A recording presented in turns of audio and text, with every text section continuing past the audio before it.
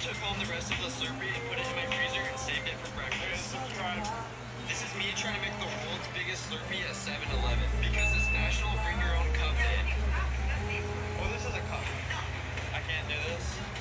Yeah. Halimbawa, paglabas mo, yun yung trabaho nila. Hindi maglalakad pa sila sa... Yung mga pinyan, ito paglabas ng dyan, yun yung trabaho nila. Okay, mas malapit.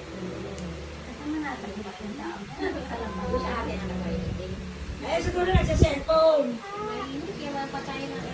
Bakit nagsa-cellphone? Kasi dito natin yung pinto sa pagtanda. Kaya sa may bahay. Mag-resa ko ng... Oo.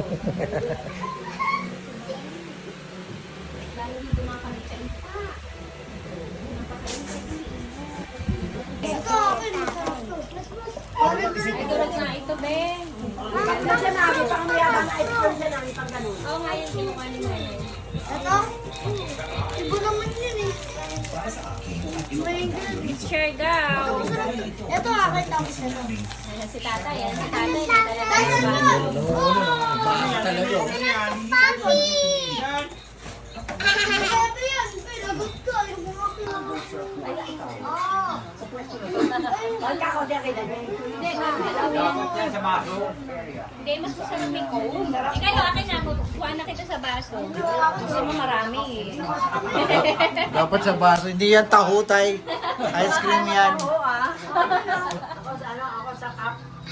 Kala mo taho yan. Sarap ano, dyan o, kinakain yun eh. Naging pamilya ko na rin po kasi sila sa Rawi.